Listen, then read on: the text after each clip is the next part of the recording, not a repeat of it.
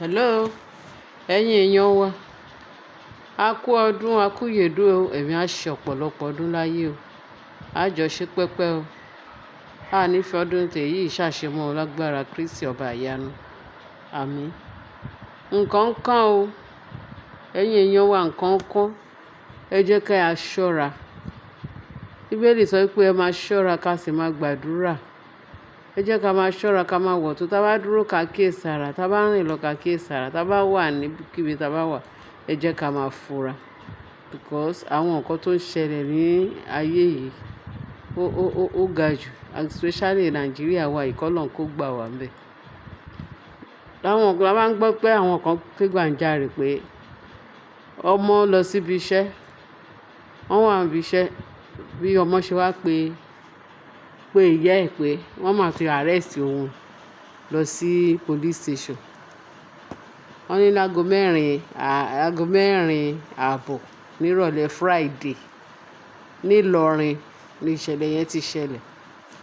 Àwọn police station ní Ìlọrin, wọ́n ní police headquarter ní Ìlọrin. Wọ́n dẹ̀ fún ọmọ yẹn láì pé kó pe àwọn òbí, ó dẹ̀ pé ìyá ẹ̀ pé màá òun wà ní police headquarter ní Ìlọrin o. Pé ọ̀bọ kan ló wá tọ̀ ọ́n jáde nínú ilé ibi tó ń wà, ibi tó ń ṣe pé kó jáde. Wọ́n ní bó ṣe tàn jáde nìyẹn. Wọ́n ní kinní kan bọ̀bọ̀ ní ẹ̀yìn ilé Fúlàní kan ní Ìlọrin. Bọ̀bọ̀ yẹn wá tàn jáde. Bó ṣe tàn jáde báwọn ọlọ́pàá ṣe gbé nìyẹn. Gbígbé tán dẹ̀ gbé kẹ̀dẹ̀rẹ̀, wọ́n dẹ̀ gbé lọ sí police station headquarter Ìlọrin. Bó ṣe pé ìyá ẹ̀ nìyẹn. Gẹ́gẹ́ bá ṣe gbọ́. Bí ẹ ṣe sáré jàbàjàbà pẹ̀lú ọ̀rẹ́ ẹ̀, wọ́n ṣe dé police station. Wọ́n bá rojọ́, wọ́n dẹ̀ sọ pé ó dáa. Wọ́n ṣàní ó dìgbà tí wọ́n bá rí ẹni tí ta ló mú ẹ wá. Làwọn ọlọ́pàá ní nọ́mbà pé ó ní kẹ́ pé ẹni tó mú ọmọ yìí wá, ìyẹn àwọn òbí ẹ̀. Ìyá ẹ̀ ní kó pe ẹni tí òun àtọ̀rẹ́ ẹ̀ tó lọ. Ó ní kó pe ẹni tó arrest ọmọ tó wà arrest, tó ní kẹ́ arrest. Àwọn ọlọ́pàá bá pè, ó lóun ti wà ní Ìbàdàn, pé òun ti lọ sí Ìbàdàn, pé òun ò tí lè dé. Ẹni tó arrest yàn, ó júyàn sínú station ní Friday, ní ìrọ̀lẹ́ Friday lágo mẹ́rin ààbọ̀. Ó gbọ̀nà Ìbàdàn lọ. Ọlọ́mọ dẹ̀ ti dé pé òun fẹ́ bẹ́ẹ̀ lọ́mọ. Wọ́n ní kò sí nǹkan tó jọ pé ẹni tó mú wá sí police station tó arrest ẹ̀ wà pé òun ni ó dìgbà tó bá rí kó tó release ọmọ ẹ̀. Wọ́n ní bó náà ti ń ṣe irú ẹ̀. Wọ́n dẹ̀ ní àwọn ìyá ẹ̀ ní owó kan wà lọ́wọ́ ọmọ yẹn pé kán yọ 220,000 tó wà lápò ẹ̀. Torí gbogbo ìyá àti gbogbo ọmọ ẹ̀rín ọmọ yẹn ó ṣiṣẹ́, owó dẹ̀ wà lọ́wọ́ ẹ̀. Wọ́n ní kán yọ 220. Àwọn ọlọ́pàá ní wọn ò lè yọ owó kankan pé until kóun dẹ̀ máa mọ́ ọmọ òun lọ. Kán bail ọmọ òun, kó dẹ̀ yọ 220 dání sínú station, káwọn station gbà yẹn, kóun máa mọ́ ọmọ òun lọ. Wọ́n ní lá. Wọ́n release ọmọ ẹ̀ fún un. Bó ṣe wá lé nìyẹn. Wọ́n dẹ̀ fi ọmọ lẹ̀. Pé bóyá tí ó bá dẹ̀ di ọjọ́ kejì, àwọn á dẹ̀ wá yanjú ẹ̀.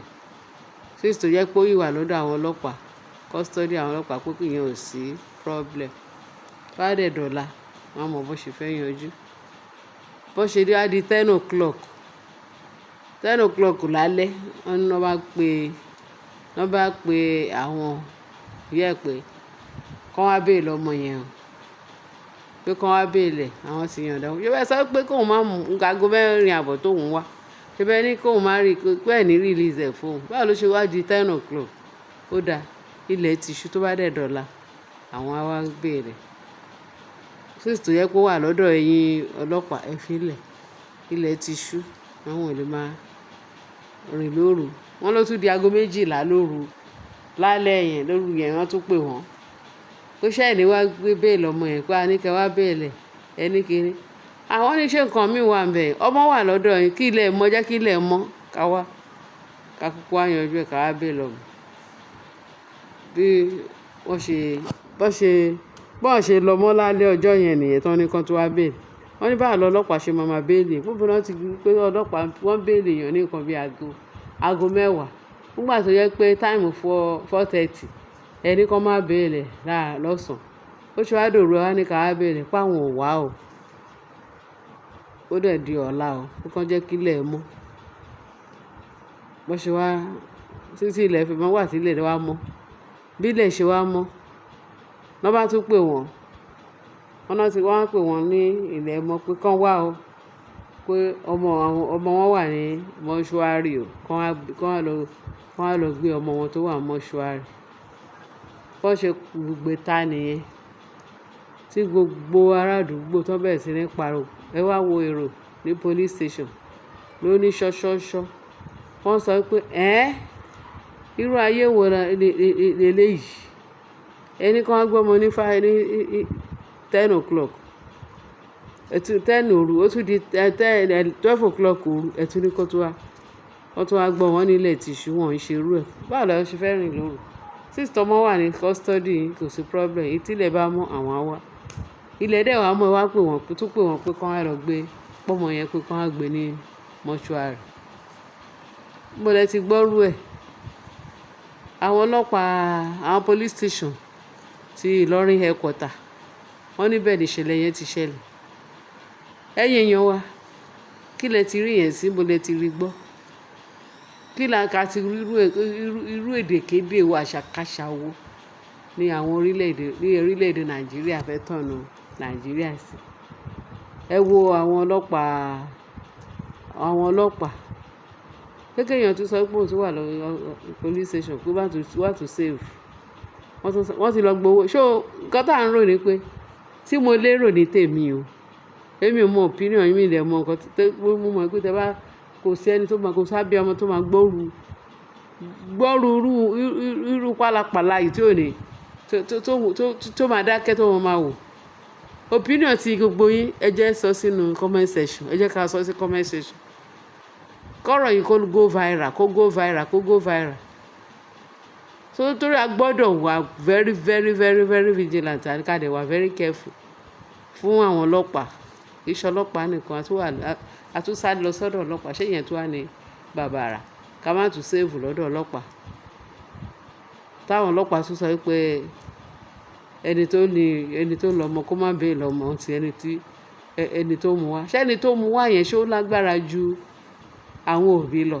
kí ni ọmọ ìbáà ṣe báà ní báà ṣe jẹ́ kó bí ọmọ wá kó lóun fẹ́ bẹ́ẹ̀ lọ́mọ kẹ́lẹ́lòmíì tó mú wá ṣe bẹ́ẹ̀ dẹ̀ gba àdírẹ́sì ilé wa tẹ́lẹ̀míì tó bá mọ kó wá mú nínú ilé wa kó wá mú gbogbo wa papọ̀ kó mú òbí àtọmọ yẹn papọ̀ ẹ̀yin lẹ́ẹ̀ lè release ẹ̀ ṣẹ́yìn lẹ́ lọ́mọ ni àbí ó ní nǹkan tó gbé nínú gba yín àbó kí ló gbé nínú gba ẹni tó mú wá láti tó wá àrẹsẹ̀ ṣé pàtó ọmọ tó dẹ̀ ti wá pa ọmọ yẹn Ọlọ́run ló mọ iye owó tó wà nínú àpò ọmọ yẹn tó lọ yí ọmọ yẹn lọ́rùn wọ́n yí lọ́rùn ní tó kán kó gbogbo owó ẹ̀ tọ́lẹ̀ ní káwọn òbí ẹ̀ wá gbé níbo náà ti ń ṣerú ẹ̀ iléeṣẹ́ yẹn máa jóná ni gbogbo àwọn ọlọ́pàá abẹ̀yẹ àfikún ya sá kúrò nínú ayé yìí ò tí ò bá jẹ́ bẹ́ẹ̀ wọ́n máa pa wọ́n kọ̀ọ̀kan ni torí eléyìí lágbára kí ni ká ti rí gbọ́ ẹ̀yin èèyàn wa ẹ bá wa ṣètò kù sínú comment section torí ọ̀rọ̀ yìí ó sún sínú lẹ́nu ó buyọ̀ sí